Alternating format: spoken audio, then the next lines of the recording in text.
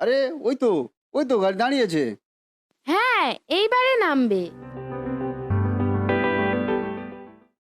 অ্যাঁ, এই ছোট, এ তো শাড়ি পরা মেয়ে। তাই তো দেখছি বর্দি ভাই, এ তো শাড়ি পরে নামছে।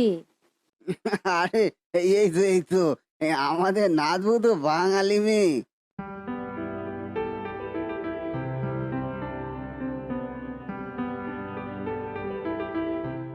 থাক থাক মা, অতজনার পায়ে হাত দিয়ে প্রণাম করতে গেলে তো তোমার কোমর ব্যথা হয়ে যাবে।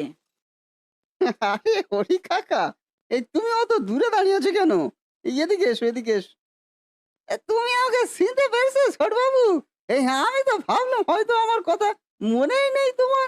আরে কি যে বলো না হরি কাকা, এই তোমার হাত ধরে আমি বড় হয়েছি, আর এখন তোমাকেই ভুলে যাবো? হ্যাঁ, ভাবলে কি করে তুমি?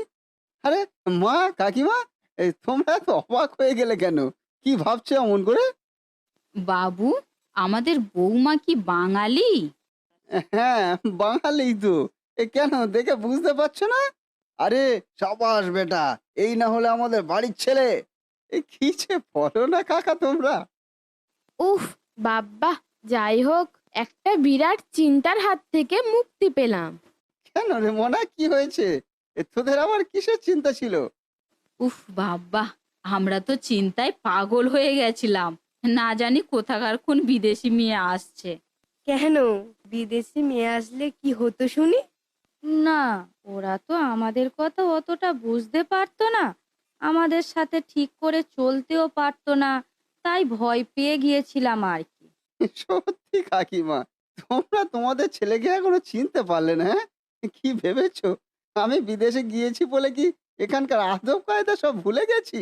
এখানকার এই মনোমুগ্ধকর পরিবেশ আমি এত সহজে ভুলে যাব? এই গ্রাম, এখানকার এখানকার এই জল হাওয়া, এ কি সহজে ভোলা যায় কাকিমা? তাই তো আমি ঠিক করেছি আর কোনো বিদেশ নয়, এবারে বিয়ে করে সারা জীবনের মতো থেকে যাব এখানে। কি বলছিস তুই রাজু? তুই সত্যি বিদেশ থেকে চলে আসবি এবারে? কিন্তু তোর বিদেশে চাকরি? সে চাকরি আমি ছেড়ে দিয়েছি বাবা। আমি এখানে কিছু একটা কাজ করে নেব। এই তোমাদের সবাইকে ছেড়ে বিদেশে ওই একা একা পড়ে থাকতে আমার আর ভালো লাগে না বাবা। তুই একদম ঠিক সিদ্ধান্ত নিয়েছিস দাদু ভাই। এই না হলে আমার দাদু ভাই